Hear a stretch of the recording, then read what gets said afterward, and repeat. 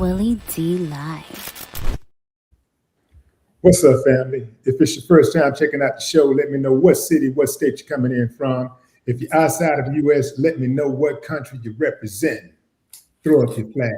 Family, I need you to smash up the likes, smash up the likes, smash up the likes. Today's conversation isn't about labels or headlines, fam. It's about perception, power, and Black organizing in America. My guest today is Krystal Muhammad, the national chair of the new Black Panther Party.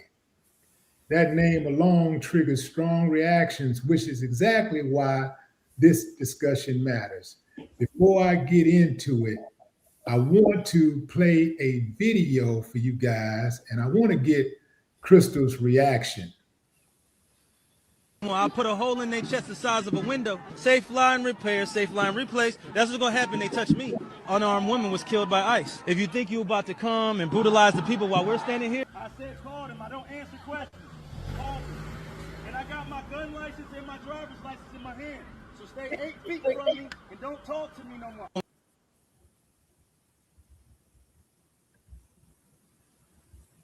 Okay, Krystal, your reaction. What do you think about that video? And It's corny. That's a guy, by the way, that's Paul Birdsong. He identifies as Paul Birdsong.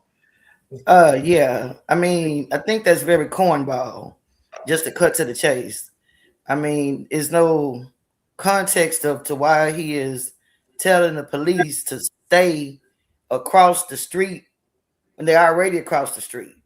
He's standing there by himself as an individual in a civilian capacity, which he has the right to do, and anybody, this is America. We have free speech. You can say what you want to say as long as you're lawful.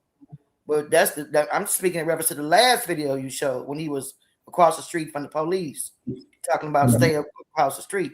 But the first video you showed, he is posturing as if he represents the Black Panther Party with the gun, talking about safe light repair, safe light replace.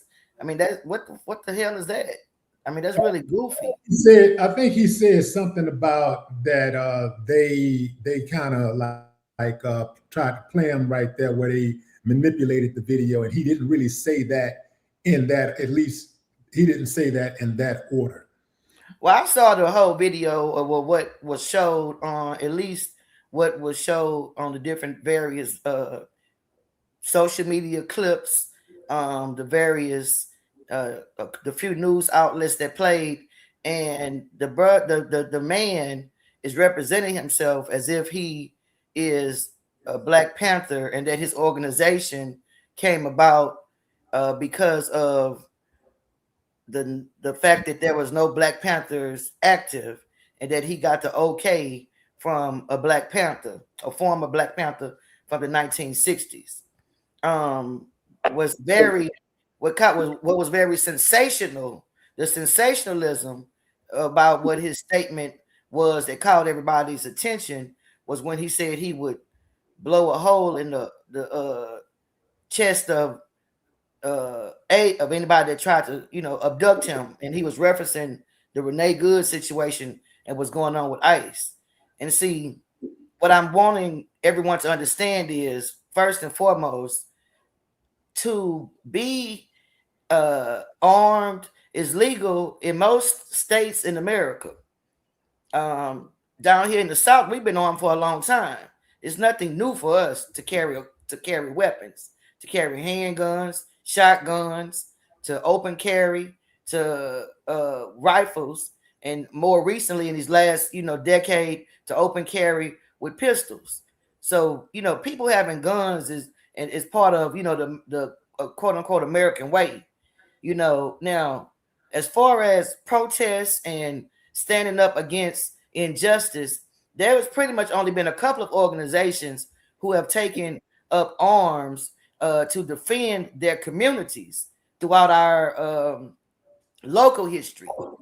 But in our history here in the Americas, since the so-called chattel slavery, we have always had people who are freedom fighters and who have been those who have resisted oppression, tyranny, and injustice.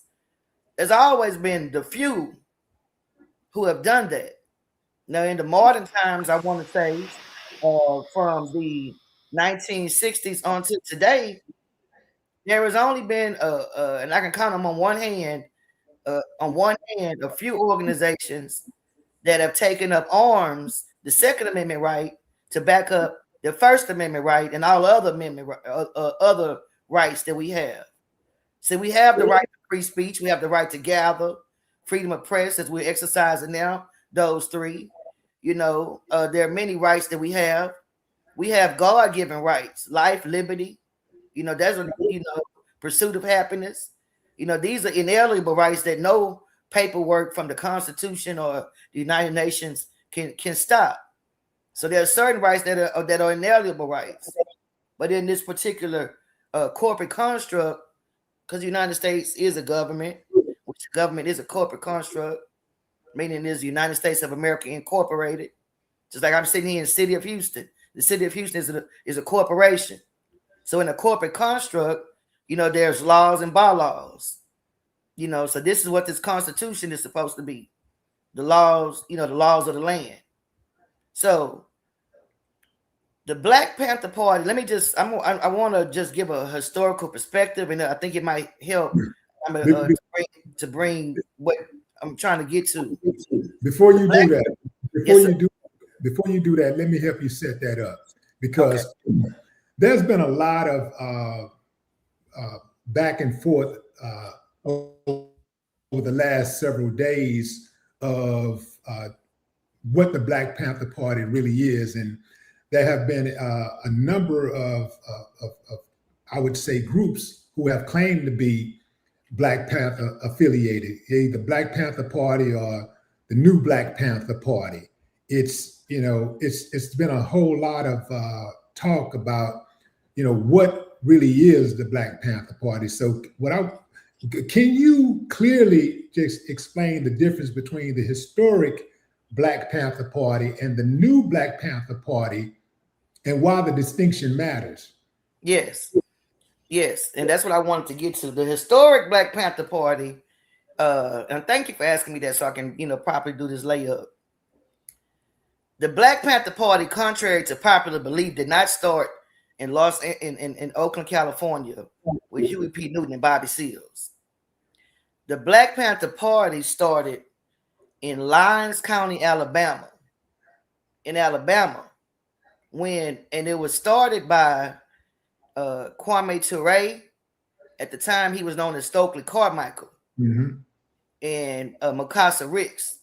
And they were organizing as student nonviolent SNCC, student nonviolent organizers, to help do voting rights, And so they were down there in Alabama. And of course, we know, unfortunately, our people were under attack by vigilantes and government officials to stop us from voting in this time period. And so the little girls' church, the church had been bombed, which the little girls had been unfortunately murdered in Alabama. It was a hotbed, that Alabama, Mississippi, Louisiana, the Southern District, just like it is today, Georgia, all of that area. So SNCC, the brothers and sisters of SNCC were down there organizing for voters' rights. And y'all know this is the time period when Dr. King and all them were doing their rights in the South. Well, the Klan was attacking the people who were organizing. And so what happened was, there were some brothers out of Bogalusa, Louisiana, who called themselves the Deacons of Defense. These brothers had just come back from, these were World War veterans who were under a black brigade that was called the Black Panther. They were the most, y'all heard about the Tuskegee Airmen. But anyway, they had the symbol, this particular symbol of the Black Panther. So these brothers coming back from after going to war and fighting for a country for rights that they didn't have, they decided to go and take their shotguns and defend the people who wanted to go and vote in Lyons County, Alabama. And Kwame Ture, at the time, his name was Stokely Carmichael, he was politicizing the people. And he said what the people need is Black power. So this is how we wound up coming to the symbol of the Black Panther the Black Panther being a symbol because the Democrats, who were the donkeys, and the Republicans, who were the elephants, were the ones who were discriminating and stopping Black people from voting. So Black Panther originally came about in this context as a political party. And the brothers with the guns, with the deacons of defense, were the people who were defending Black rights, Black voting rights, to stop the tyranny of the Klan that was going on in the South. They stood up against the burnings and the lynchings with armed resistance. Okay? So, Huey P. Newton, being from Louisiana, from Monroe, Louisiana, he would be aware of what was going on. He was in school in California. And so at this time, just like it is going on in California today, there's a lot of racial tension going on. You know what I'm saying? And this time racism was going on, and it still goes on. But the Black Panther Party, Huey P. Newton formed the Black Panther Party for self-defense to deal with not only the police attacks that were going on in California, but also the white groups that were attacking the Black communities. There was a lot of racial tension going on. So they formed the Black Panther Party for self-defense and had the armed, had the weapons to defend their to defend the communities and to exercise Second Amendment rights. The Second Amendment not only says you have the right to bear arms, but it also says you have the right to organize a well-armed militia. Okay? So here comes the Black Panthers. Huey P. Newton and what they were doing is spread out around the nation. And so, there a lot is taking place. So it'll take a whole series upon series to really get into how much has went on with the Black Panther Party. But what wound up happening is works that the Black Panther Party were doing was so important in the community, and they were spreading like wildfire, not just with protecting the people, but with feeding the people. We're coming up with programs dealing with health, with the sickle cell issues that were going on, with addressing the government and institutions about the injustice. So Black people were glad, were proud to have this organization to step up with Black people, standing up for Black people. And this became a symbol of liberation across the world, even to today. So, the government, United States government, they saw this as a threat. And how we know they saw this as a threat is because I'm having to fast forward, but most of the Panthers during this time period of the 1960s, they came under attack. They came by attack. They were shot at. Some were murdered. Carl Hampton here in Houston, Fred Hampton in Chicago, the brothers in Philadelphia. In Philadelphia, the brothers and sisters, were under Mamiya was under attack. The brothers and sisters would move. Countless Black Panthers were arrested. Assata Shakur was falsely arrested. Black Panthers were falsely charged. It was an attack. It was a directive by the United States government to disrupt, destroy, discredit the Black Panthers. This initiative was set out by J. Edgar Hoover, who was over the FBI. Mm-hmm. And there was a program, and the people need to, whatever I'm saying, everything I'm saying, you can look it up yourself. It was called the Counterintelligence Program. And it said they must disrupt and destroy the Black Panther Party. They named the Black Panther Party in particular. But that was not the first time. They also named Martin Luther King. They named Malcolm X. They named the Black Liberation Army. But why would the government do something like that when the government is supposed to be for the people? We are tax-paying citizens, and as long as we are abiding by the rules and abiding by the law, and we're hardworking, we're contributing, we should be praised and uplifted by our government. We should be supported by our government. So that doesn't even make sense that the government would be against an organization that is for the community. Like, that don't make sense. Krystal, somebody lying. Why would the government do something like that? Well, the for the people, that's an incomplete statement. The government's for the people. We need to ask who people? What people? What people? Huh? What people are they for? The Constitution still to today has black people listed as 3/5 human beings. To today. That's never changed. And it was the United States government who Navy ships were the ones that were the slave ships.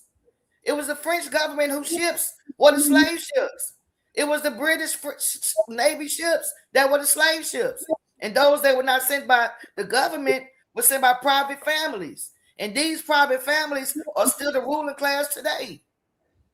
These private families are the ones who had the slavery.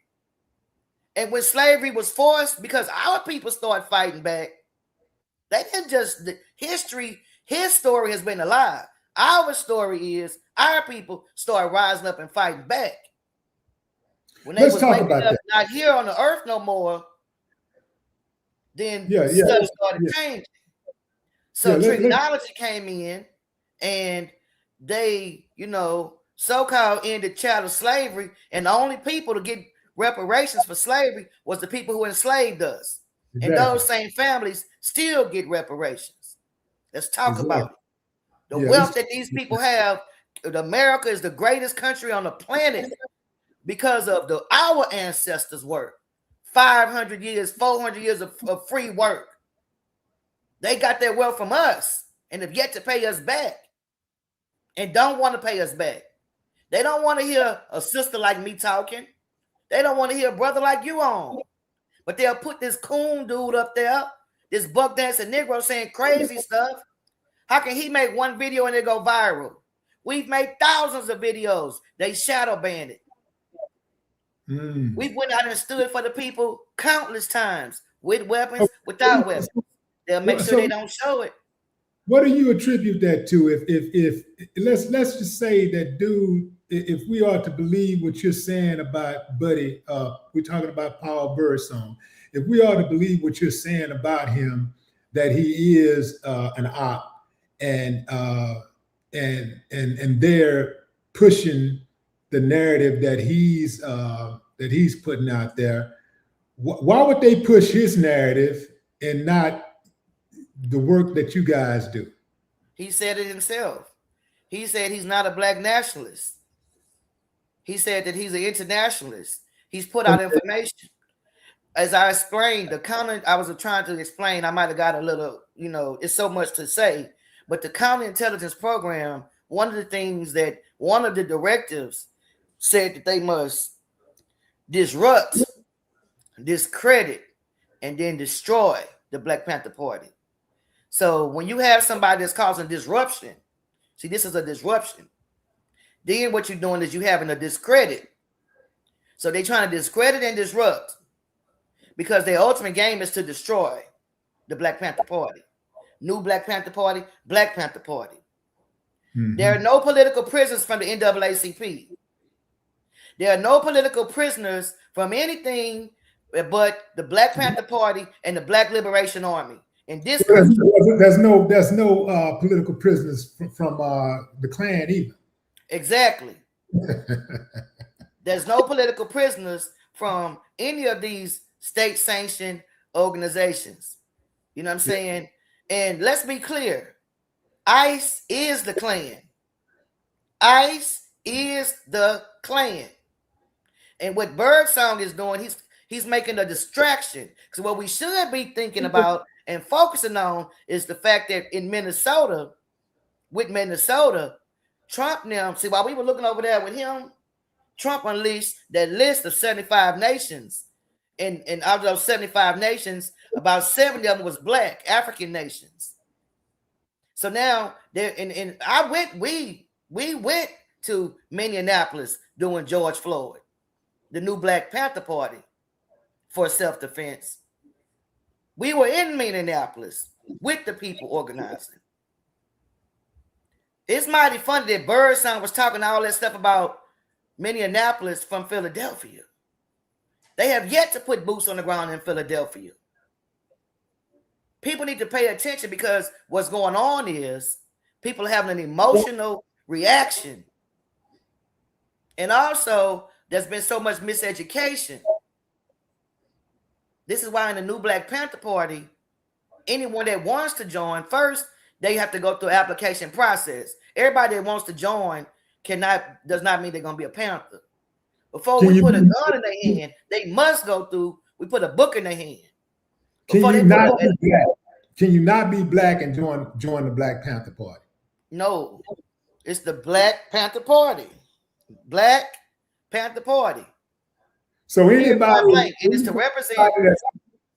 The Black Panther Party has always been, and has historically been, and is today, we are black nationalists. And see, we're for our community. We're for us, by us. We believe in self-determination. So if we see if we see a black organization or any Black Panther or somebody purporting to be a Black Panther organization in any regard, they should not be trusted if they have a non-black as part of their party. Yeah, they've been they've been trying these they've been trying these tactics so long. That's why when this dude popped up, we knew we've been seeing they got the pick the pot to pick the pepper party, the blah blah blah party, the such and such party. And to be quite frankly, we never, unless they violate the rules, you don't really see us saying anything about what they're doing, because at this point, it's only a handful that are going to try it, because most people, and most of the time, they fade away. Is it most people know it's going to require work. I want to say this. I'm jumping over the place. I want to say this. We have rules and regulations. We have a code of conduct. We have the way of a Panther and the way of a warrior. Everyone that becomes a Black Panther is made aware of this, and they must follow by the rules. We have general orders. We are a well-organized militia. Our patch, which I don't have on now, but I'm not in uniform, because that's a battle dress unit. When we're in the field, we have a clearly identifiable patch that goes by international law. So you can't just cosplay and bootleg and just pop up and think you're about to get away with it. We recognize a fraud when we see it. You can't get out there and say reckless things to try to incite the people, but at the end of the day, we're the ones that are the target. Don't you think the federal government and the FBI knows who the real are and who the fake are? They wouldn't even be putting this operation in effect if it wasn't the fact of what we represent. Let's say Paul Birdsong is out there and he's putting in work, he's feeding people, he's helping people get jobs, he's helping people defend themselves against the tyranny, cops, and other authorities. Let's say he's actually putting in the work, but he just happens to not be black. Do you discard that work? Do you say, "Hey, man, thanks but no thanks," or do you accept the do you accept the aid? How does that go? The church feeds the people every day. It's the church that feed the shelters feed the people every day. It's people do good stuff all the time. I'm talking about the Black Panther Party. I'm here to defend the Black Panther Party. I'm not here to defend any good deeds or counter or speak against any good deeds people are doing. We are an organization that exists, the Black Panther Party. We are black nationalists for our people, and we are Pan-Africanists, and we are revolutionaries. And those three things all mean something. Meaning we're not trying to reform this crooked racist system, a racist system that has no and can't do anything for us. We want complete and total change. A revolution. That's what the difference of a revolutionary and the majority of these individuals and people are reformists. This political system as it stands, we would never ever be in a position of getting our rights or being recognized, because it's rigged from the beginning. It's 2026. It could be 2086. The way it's set up. we would never be in advance. You have a government that's structured off of, let's say it's 300 people in government, United States government. About out of 300, and I need to, I'm just using that as a round number.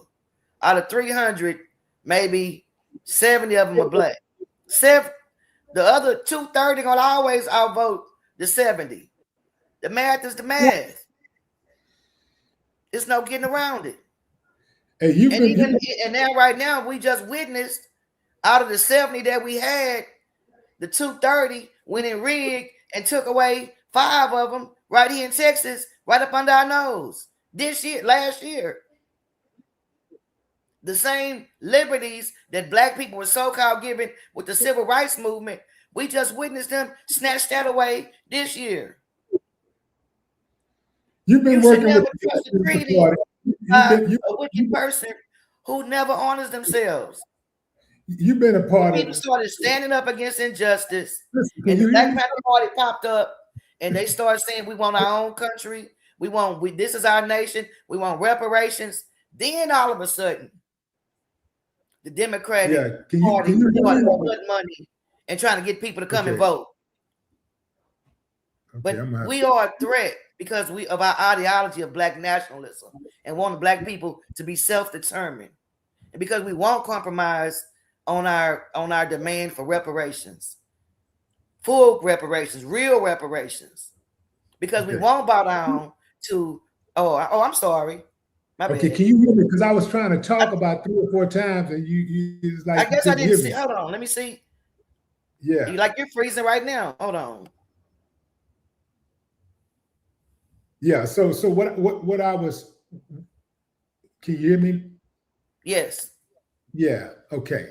So what I was trying to ask quickly was that, you've been working in the capacity of black activism since 1993. I remember when you was a kid, 93. So, but you started working with the Black Panther Party, and you became the national chair of the Black Panther Party in 2013. The reason why I wanted to say that is because I saw somebody in the comments saying, like, you don't speak for the Black Panthers. Like, who do you speak for? If you don't speak for the Black Panthers, and who do you speak for? I mean, anybody. Anybody can make a comment. Yeah. Anybody can say anything on social media. I don't give a damn about it. I'm the national chair of the new Black Panther Party. And how did you voted in? Let me tell you. I was going to ask you, how did you? Yeah, I'm the national chair of the new Black Panther Party that was founded in 1989 in Dallas, Texas. By the time the new Black Panther Party was founded, the Black Panther Party had been defunct almost 20 years. Bobby Seals shut down the Black Panther Party to run for office and lost. Okay. When the Black Panther Party started the same year that Huey P. Newton was gunned down and murdered, the brothers in Dallas, Aaron Michaels, David Foreman, they started the Black Panther Party. I was nominated. We've had 3 chairmen in the new Black Panther Party. It was first, we had Aaron Michaels. I'm sorry, 4 prior to me. It was Aaron Michaels and Captain David Foreman, who started, and the other brothers and sisters in Dallas who started the new Black Panther Party in 1989. The reason why they used the term new Black Panther Party, because initially they did come out and say Black Panther Party. But there were some Black Panther Party members who filed the suit, and there was some about using that name, Black Panther Party.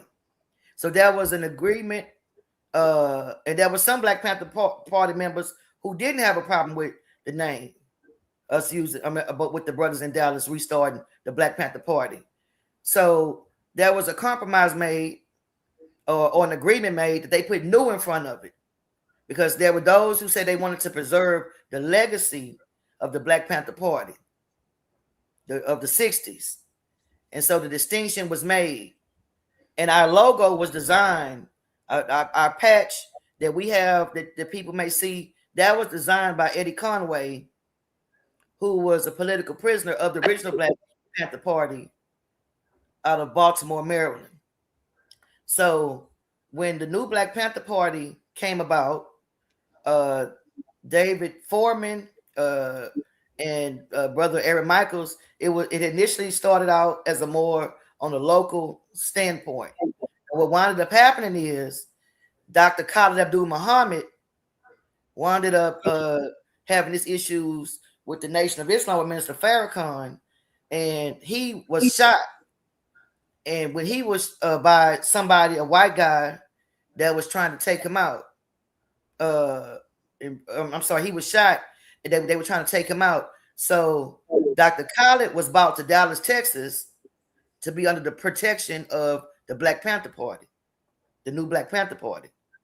So, brother, when Dr. Khalid healed, they made an agreement, an arrangement where Khalid Abdul Muhammad became the chair of the Black Panther Party, and Captain David Foreman, and I'm sorry, Aaron Michaels was the Minister of Defense.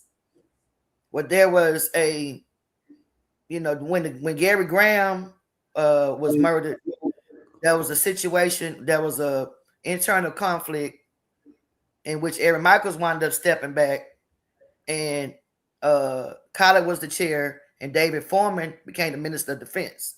Remember, excuse me. Shaka Sankofa, right? Yes, Shaka Sankofa, yes. Okay. That's when I first saw the Black Panthers. Well, I'm glad you said murder, because that's exactly what happened. They framed it as an execution, for crimes, but they knew that man was innocent, and they killed him anyway. Right, and that movement is what got me into the movement, the fight for justice for Shaka Sankofa. That's when we first met y'all, because y'all, the Ghetto Boys. I saw y'all. I didn't meet you directly. Y'all did a concert at the Dog Pound to help us raise money to stop the execution of Shaka Sankofa, Gary Graham. But let me move forward. When Shaka Sankofa was murdered, there was some internal rift that had went on within the party. Aaron Michaels, Captain David wanted to become the Minister of Defense. Well, unfortunately, it became the Minister of Defense, and Dr. Khalid was the chair. So let me make sure I didn't say that incorrectly. Dr. Khalid was the chair. Aaron stepped back. David Foreman stepped up as the Minister of Defense. Well, in 2000, Dr. Khalid passed away, unfortunately. Well, he was in the hospital due to a brain aneurysm. There were Panther members who went to Marietta, Georgia, and according to Captain David, he said that there were people that were arguing. Malik Zulu Shabazz and Quanell X, they were out arguing in the hospital about who was going to be the chair. The Captain David, the Minister of Defense, is who's in charge in the field. Captain David, being one of the founders, he said, ain't nobody finna be the damn chair. Y'all, the man body ain't cold. And y'all sitting there arguing. So Captain David wound up going back to Dallas. The party went without a chair. The new Black Panther Party went without a chair for about a year. Malik Zulu Shabazz came down to Dallas and asked to chair. The Dallas chapter, being the founding chapter, gave him the authority to be the chair. When I came into the party in 2002, 2003, it was like the end of 2002, starting in 2003, is when I met them at the end of 2002. Malik Zulu Shabazz was the chairman. Okay, he appointed me the Houston chair. So as I was an activist already, like I mentioned, with the Gary Graham. So by the time I came into the party, I was already an activist, a revolutionary. I've been organized with the Black United Front, anti-death penalty movement, the Nation of Islam. That's when I got the name Muhammad. So I was already an activist, a young activist. But when I met the Panthers, I was like, man, I always wanted to be a Panther. And they gave me, a lot of, it was what I was meant to be. Right. So we had our own internal things going on within the party. In 2013, Malik Zulu Shabazz quit. And before he quit, he got all of us national officers. I went from being the local chairman in Houston to the regional rep. And when Malik was ready to quit in 2013, he asked me to get all of the national officers on the call and local chair people. And he said he was disbanding the central committee. He was quitting. We were getting ready to have our national summit when everybody comes together, which we do once a year. So he called for an election. We had it. That was an internal thing. The momentum started going. Then all of a sudden, I guess when my name came into the twofold, it became a problem. Actually, before that, I was actually trying to push Chairman Fred Hampton Jr. to come in and be the chair. He declined to do that. Malik Zulu Shabazz wound up going on public radio and tried to, after he had already quit, tried to declare martial law on the new Black Panther Party within our ranks and say he was canceling the elections. But mind you, like I said, we was already having a national summit. So we wound up, everybody went forward. I wound up being elected. With that being said, it was people who didn't agree with that. I was elected by the majority of the national chairs and membership. I was the first Panther to be elected as national chair. There was people who didn't agree. So that's when the split came to the new Black Panther Party. There was Hashim and Zinga's formation and our formation. Our formation, mind you, I was nominated by the founder, voted in. People didn't agree. There was a split. After that, we started getting this, different groups was like, well, shit, we can do it. You know what I'm saying? And unfortunately,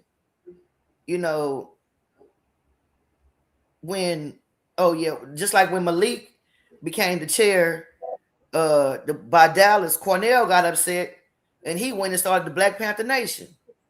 It's like people don't agree with what happens in a process or with the rules and regulations, and they go try and start their own stuff. And that's what's happened.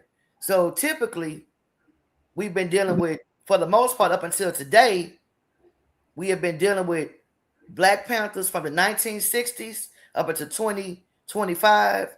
We've always been Black nationalists, just period, point blank. Now, when Huey was arrested and there was a Free Huey movement, he did make a statement about intercommunalism, not internationalism.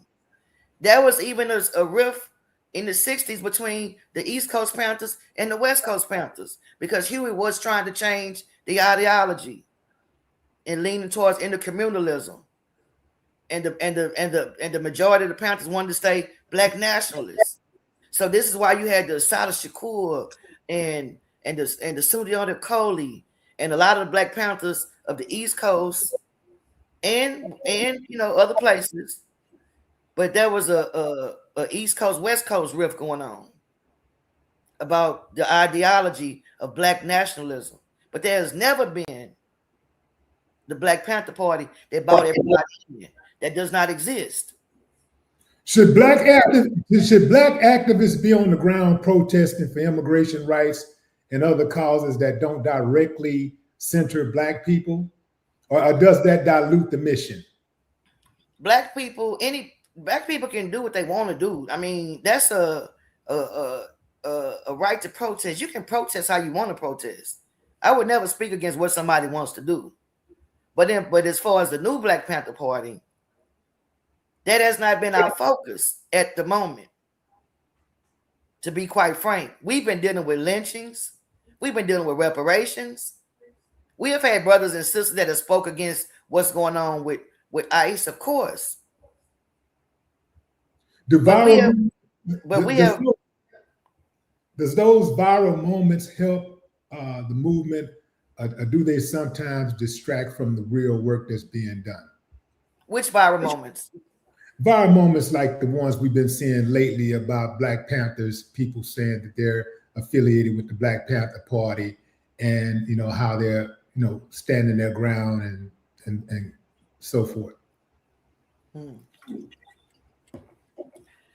It's hurting the movement because it's hurting the Black Panther movement. It's not hurting the Black Panther movement. Let me put it like this. I'm gonna stand corrected. This is a lesson. This is a lesson. This, as I mentioned, those of us who are members of the Black Panther Party and those who are in their process and applying to be a part of the members, history is repeating itself. We recognize the common intelligence when it's in play, but unfortunately, the danger of what's going on, and I want to say that it is very dangerous and very respectful to the foundation of the Black Panther Party and the new Black Panther Party for the media or those who call themselves medias or journalists to falsely label that the words that Paul Birdsong has put out as new Black Panther Party. He himself even said he's not the new Black Panther Party. Let me make that distinction. It is false to have people say that the original Black Panther Party had everybody in the Black Panthers. That is not true. That is false. It is false to say that the new Black Panther Party is racist. That is not true. We are race first. There's a big difference. Race, see, I can't tell of you because the thing keeps sticking. But we are race first. Yeah. It's a big difference. And what does discipline look like? What does like a disciplined activism in 2026 look like, especially for young Black people who feel angry, washed, or disillusioned? Young Black people need to join the true new Black Panther Party. They can go to nbpp.org and we will give you the study, the skills, and the training to learn what it truly takes. Everybody that wants to run up into the United States military can't be a part of the United States military. Mm-hmm. If you out of your mind, if you have issues mentally, physically, you may not be able to join the new the U.S. military. It's the same way with the new Black Panther Party. But what happens is people need to understand that the need or the desire to stand up against oppression and injustice is natural, is warranted. We respect that. But what we don't allow and should not happen is for people to do things that would encourage other people to go and get themselves killed or arrested because you're trying to sound tough. Because you're trying to sound tough. You can't say self-defense on one hand and then elude and then make a direct threat. Say I would defend myself in self-defense. Now, a person can say it, but there's going to be consequence to it if they choose to move out on it. But don't do that and act like you represent the Black Panthers because you don't. Yeah. This is the whole point about the Pearl Boston. He's false advertising. If you have a lot of supporters, as you know, and you have a few critics also. So let me just say for the supporters first. How do people get in touch with you and support the movement, and how do they, most importantly, donate? Because it takes money for you guys to go state to state and fight and communicate and travel and all of this stuff that you have to do in order to keep the movement alive. And also, you guys are, you have legal defense funds. Also, people I don't think people really recognize that part of what y'all do. So how do they donate? Yes, they would go to nbpp.org. That's N as in new, B as in black, P as in Panther, P as in party.org. And on our website, that's going to give you the information on how to join, on how to donate, some of our things that we do. We have a humanitarian arm of the new Black Panther Party called the Black Cross. And the Black Cross, we go out and do disaster response, and we do emergency rescue trainings. We teach a lot of, skills, especially with the natural and man-made disasters that we've been going through. We about to go through something maybe in a few days here in Texas with the freeze. But you know, you can't, you know, as it relates to anyone that wants to support us, you know, support us. If anybody has criticisms, that's on them. But at the end of the day, we've been the ones in the street. I can name them. We were the ones in the streets, in the cities where it took place. For James Byrd, for for James Byrd, Trayvon Martin, Freddie Gray, Breonna Taylor, all of these Alton Sterling, all of these countless lynchings that's been going on in Mississippi. We the ones on the ground. Our track record speaks for itself. We're not here to defend or validate ourselves. What we're here to do is to call out the false flag cosplayer, the crisis acting, whatever it may be, that is not of the way of the Black Panther. Yeah, we have political prisoners still in jail right now, but standing on, Yeah, for critics who still, you know, for those critics out there who might still leave this conversation disagreeing with you, what's the one thing that you want them to at least understand about you and your organization and your leadership? The one thing, as I said, we are for Black liberation and we're Pan-Africanists. People are going to criticize. I mean, we don't care. Do the work. If you're not doing the work, if you're just sitting there running your mouth, you ain't putting no work, how's that affecting us? Everyone can, you know, but our track record stands for itself. You know, I don't really have any energy for a criticizer, to tell you the truth. I can't stop people from thinking how they want to think. You know, it's always going to be haters. Half the people that's criticizing are ops. You know, they you know, in the 1960s, there's a book called the Glass House Tapes. In the 1960s, the United States government had a budget of $17 million. $17 million to send in disruptors and fake people into the Black Panther Party. We've had this to take place.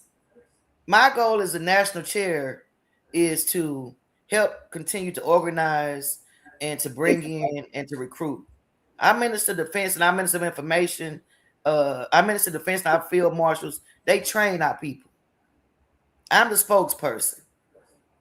We have, you see, if you go to our website, countless times where we stood up for the people. In Gina, we were the ones that organized the Gina 6. All over the South, all over America. We're boots on the ground. We're not just talking about it. We're doing something about it. And if anybody has a problem with that, you know, they could write it down and go stick it up there. You know what? That ain't got nothing to do with us. You know what I'm saying? Krystal, thank you for coming on the show. Thank you for standing up and all of the work that you do. And thank you for your perspective on this issue. Hey, no more talk. No more talk. Black power. Black power.